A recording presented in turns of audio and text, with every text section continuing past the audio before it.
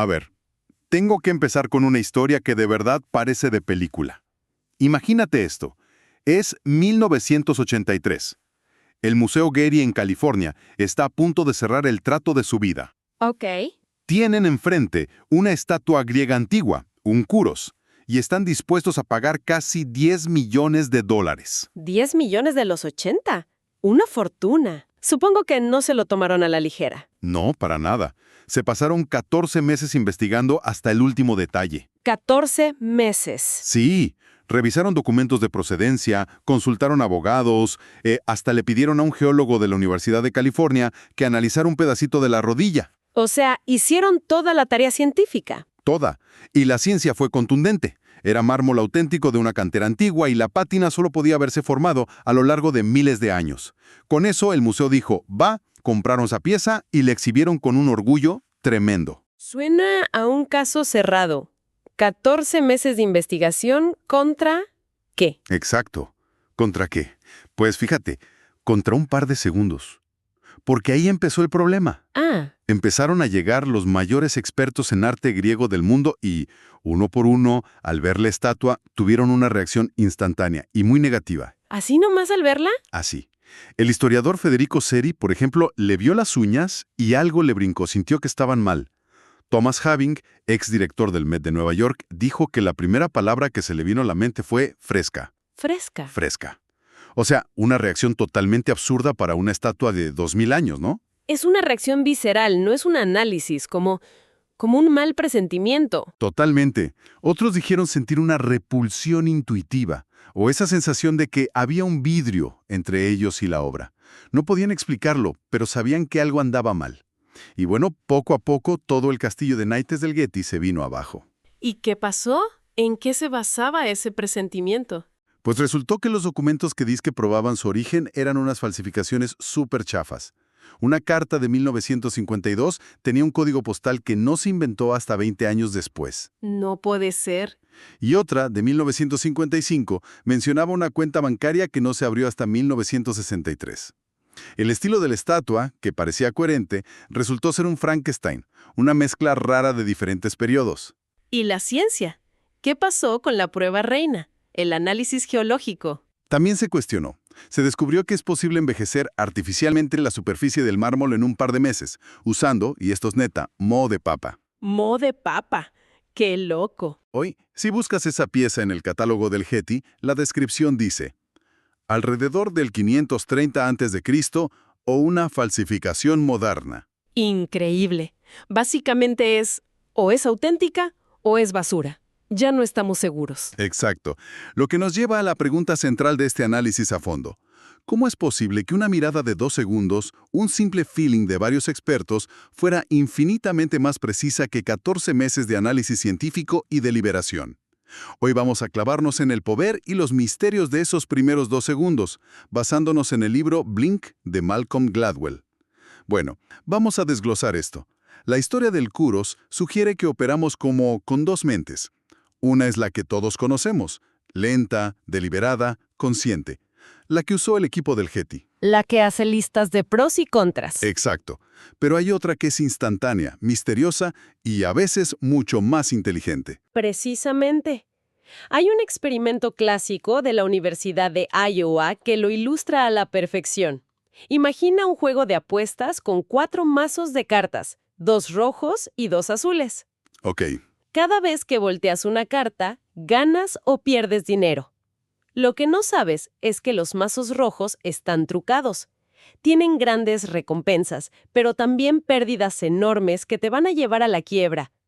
Los mazos azules son más aburridos, ganancias modestas pero seguras. La pregunta es, ¿cuánto tardas en darte cuenta? Intuitivamente diría que después de unas cuantas pérdidas grandes en los rojos empiezas a sospechar. Pues la mente consciente, la que puede explicar con palabras la estrategia, tarda unas 80 cartas en entenderlo. 80 cartas. 80 cartas para poder decir, ok, ya entendí, los mazos rojos son una mala idea. Es bastante tiempo para estar perdiendo dinero. Muchísimo, pero aquí viene lo fascinante. Los investigadores conectaron a los jugadores a sensores que medían el sudor en las palmas de las manos, una señal de estrés. Después de solo 10 cartas, las manos de los jugadores empezaban a sudar ligeramente cada vez que se acercaban a los mazos rojos. 10 cartas. 10. Su comportamiento también empezaba a cambiar. Preferían los mazos azules mucho antes, unas 40 cartas antes, de saber conscientemente por qué lo hacían. Su cuerpo había descifrado el juego mucho antes que su mente racional. Es exactamente lo que pasó con la estatua. La mente consciente del equipo del Getty fue lenta y metódica, como el jugador de las 80 cartas. La mente inconsciente de los expertos en arte fue rápida y frugal, como ese sudor en las palmas después de la carta 10. A esta parte de nuestro cerebro, Gladwell la llama el inconsciente adaptativo. Y es clave aclarar que no es el inconsciente de Freud, ¿sabes? Lleno de traumas y deseos oscuros. Claro, no es por ahí. No.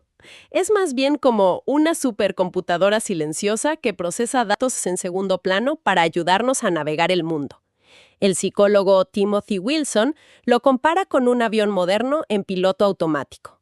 El cerebro delega tareas complejas a este sistema para operar de manera eficiente y poder tomar decisiones en un parpadeo. Claro, como si el cerebro tuviera su propio sistema de atajos.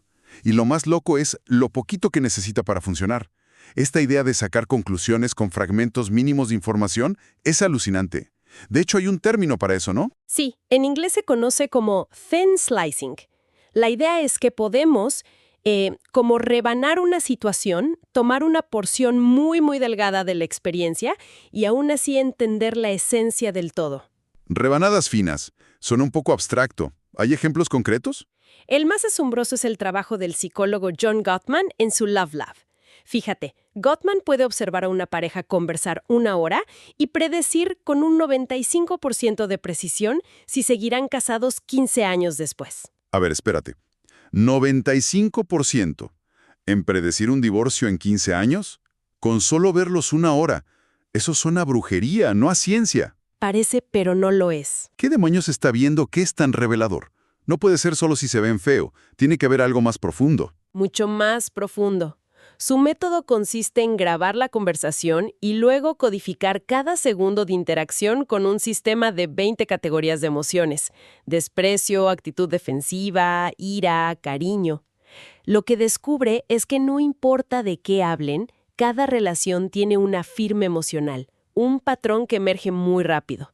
Una firma. Sí, el desprecio, por ejemplo, es el predictor número 1 del divorcio. Es veneno. Es como los operadores de código Morse en la Segunda Guerra Mundial. Cada uno tenía un puño, un ritmo único de teclear. Los británicos a veces no descifraban los mensajes, pero identificaban el puño de cada operador y así rastreaban a las unidades enemigas. El patrón lo revela todo. Eso me recuerda a cuando entré a la universidad. Podías entrar al cuarto de alguien 5 minutos y sentir que ya sabías si iban a ser amigos o no. Pensaba que era solo una vibra. Pero hay un estudio que lo confirma, ¿cierto? El de Samuel Gosling. Exacto. El estudio de los dormitorios. Gosling hizo que personas extrañas pasaran solo 15 minutos en el dormitorio de un estudiante que no conocían. Después, les pidió que evaluaran su personalidad basándose en lo que vieron: libros, música, orden, ropa. ¿Y qué tal? Sus evaluaciones resultaron ser increíblemente precisas, a veces incluso más que las de los amigos cercanos de esos estudiantes. Es increíble cómo esto se extiende a áreas tan serias. Hay otro estudio que me dejó pensando, el de los cirujanos. El de la negligencia médica, sí. Es brutal. Unos investigadores tomaron breves clips de audio de conversaciones entre cirujanos y sus pacientes. Luego, filtraron el contenido para que las palabras no se entendieran, dejando solo el tono, la entonación. Solo la musiquita de la voz. Solo eso. Y con eso pudieron predecir, con una precisión alarmante, qué cirujanos ya habían sido demandados por negligencia. No era lo que decían, era cómo lo decían. Un tono de voz dominante, impaciente y falto de respeto. Ese era el mayor predictor de demandas. Híjole. Esa falta de calidez era una rebanada fina que revelaba años de interacciones problemáticas. Oye, si a quienes nos escuchan les está latiendo este tipo de análisis tanto como a nosotros, la verdad es que nos ayudarían un montón suscribiéndose al canal, dándole like y compartiendo este clavado a fondo. Así llegamos a más gente curiosa. Ahora, Todo esto suena maravilloso, como si tuviéramos un superpoder. Pero, a ver, es crucial señalar que estas decisiones rápidas no siempre son acertadas. A veces nuestros instintos nos traicionan. Por supuesto. Aquí entra lo que el libro llama el problema de la narración. Somos muy buenos para tomar decisiones intuitivas, pero pésimos para explicar por qué las tomamos. ¿Ok? Un experimento con citas rápidas, o speed dating, lo demuestra. Antes del evento, se les preguntó a los participantes qué cualidades buscaban en una pareja. Inteligencia, humor, que le guste viajar. El checklist que todos tenemos en la cabeza. Exacto. Pero luego, durante las citas, las personas que realmente les atrajeron a menudo no tenían ninguna de esas cualidades. Su inconsciente reaccionó a algo completamente diferente, quizás el tono de voz o la forma de sonreír. La conclusión es que, con frecuencia, no sabemos realmente lo que queremos, y la mente consciente inventa explicaciones lógicas para justificar decisiones que ya tomó por instinto. Y no solo eso. Nuestro inconsciente puede ser manipulado sin que nos demos cuenta, ¿no? Háblame de los experimentos de priming. Son fascinantes y un poco inquietantes. En un estudio clásico, a un grupo de estudiantes se le pidió formar oraciones con una lista de palabras. Para un grupo, la lista incluía palabras asociadas con la vejez: preocupado, florida, olvidadizo, gris. Entiendo. El otro grupo tenía palabras neutras. Después se medía cuánto tiempo tardaba en encaminar por el pasillo para salir del laboratorio. ¿Ok? Ese experimento siempre me ha parecido un poco difícil de creer. Neta, ¿unas cuantas palabras en un papel pueden físicamente hacer que alguien camine más lento? Suena a que podría haber otras 100 razones. Es una reacción lógica. Y es verdad que algunos estudios de priming han sido difíciles de replicar, pero este en particular ha demostrado ser bastante robusto. El efecto es sutil, pero medible. Los estudiantes condicionados con las palabras de vejez caminaron significativamente más despacio. Qué loco. Y lo más importante, ninguno de ellos tenía idea de por qué. No dijeron "me siento viejo", simplemente actuaron viejos. Hay otro aún más increíble. A un grupo se le condicionó con palabras amables, como respeto, y a otro con palabras groseras, como interrumpir. ¿Y qué pasó? Al salir, el investigador estaba en medio de una conversación ignorándolos. El grupo grosero interrumpió en promedio a los 5 minutos. El grupo amable, el 82% nunca interrumpió. Esperaron los 10 minutos completos. 10 minutos. Eso en Nueva York, donde se hizo el estudio, es una eternidad. Exacto. Y esto plantea una pregunta importante. Si no podemos explicar nuestras reacciones y somos tan fáciles de influenciar, ¿qué pasa cuando alguien nos pregunta directamente lo que pensamos, como en una encuesta? Esto nos lleva al dilema de Kenna, un músico que los expertos de la industria musical adoraron al instante. Ejecutivos, productores. Sí, gente de MTV. Creían que era una futura superestrella. Sin embargo, cada vez que su música se probaba en estudios de mercado con el público general, fracasaba estrepitosamente. Entonces, a ver, ¿qué significa todo esto? Tenemos un choque de intuiciones. Por un lado, la de los expertos que dicen, esto es oro, y por otro lado del público que dice, no gracias. ¿Quién tenía la razón? Aquí está la diferencia crucial, la intuición de un experto contra la de un novato. No son lo mismo. Pensemos en el famoso desafío Pepsi. En las pruebas de un solo sorbo, Pepsi, al ser un poco más dulce, casi siempre gana a Coca-Cola. Lo recuerdo. Era el gran argumento de Pepsi en los 80s. Pero en las pruebas de consumo en casa, donde la gente se toma una lata entera, Coca-Cola suele ganar. La dulzura de Pepsi puede ser abrumadora en grandes cantidades. El contexto de la rebanada fina lo es todo. Un sorbo no es lo mismo que beberse una lata entera. Claro, es la diferencia entre una primera cita increíble y tener que aguantar a esa persona en un viaje largo. El primer sorbo siempre es más emocionante. Exactamente. Y no solo es el sabor. Hay un concepto llamado transferencia de sensaciones. Inconscientemente, la gente transfiere sus impresiones sobre el empaque al producto mismo. ¿Cómo? El ejemplo clásico es la margarina. En los años 40 no era popular, en parte porque era blanca, parecía manteca. El experto en marketing, Louis Cheskin, hizo 2 cambios.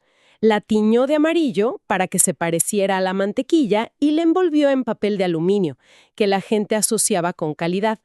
Ah, claro. De repente, en pruebas a ciegas, la gente juraba que la margarina amarilla, envuelta en aluminio, sabía mucho mejor. El producto era idéntico, pero el empaque cambió la percepción del sabor. Ah, por eso tantos productos que hoy son icónicos fracasaron miserablemente en los estudios de mercado. La silla Iron de Herman Miller, por ejemplo. Hoy es un símbolo, pero en los focus groups iniciales fue un desastre.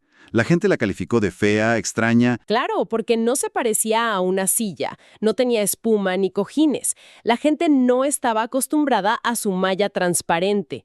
Su juicio rápido se basaba en la idea preexistente de lo que debería ser una silla cómoda. La empresa tuvo que confiar en la intuición de sus diseñadores, los expertos, e ignorar la reacción del público. Y bueno, se convirtió en un éxito.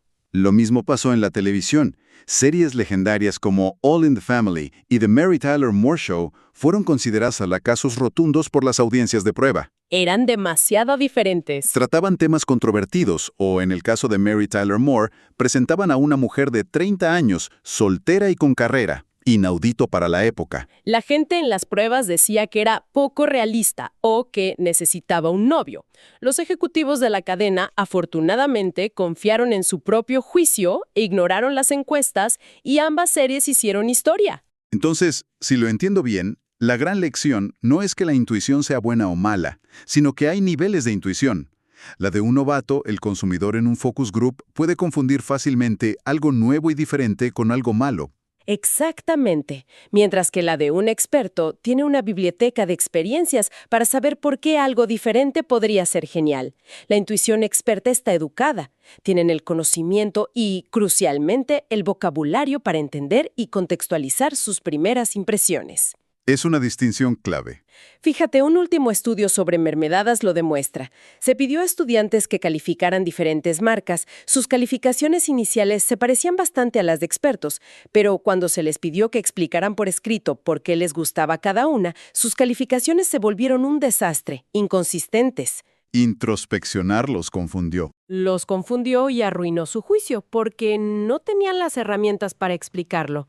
El experto, en cambio, puede explicar su intuición y ese proceso la fortalece.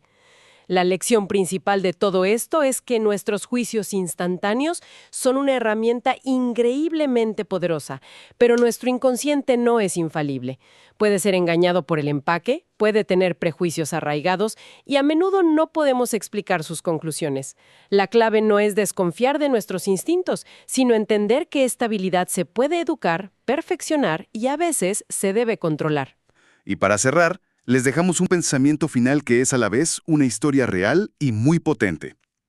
Durante décadas, las orquestas sinfónicas más importantes estaban compuestas casi exclusivamente por hombres. Se asumía que simplemente eran mejores músicos. Pero en los 70s y 80s algo cambió. Las orquestas empezaron a realizar audiciones a ciegas. Con una pantalla. Con una pantalla que ocultaba al músico del jurado. De repente el número de mujeres contratadas se disparó, aumentando más de 5 veces. Es una locura pensar en todo el talento que se desperdició durante años. Totalmente. Los jueces, que juraban guiarse solo por la música, se dieron cuenta de que sus juicios rápidos estaban corrompidos por prejuicios de género que ni siquiera sabían que tenían. La pantalla los obligó a usar solo sus oídos, a hacer una rebanada fina de puro sonido.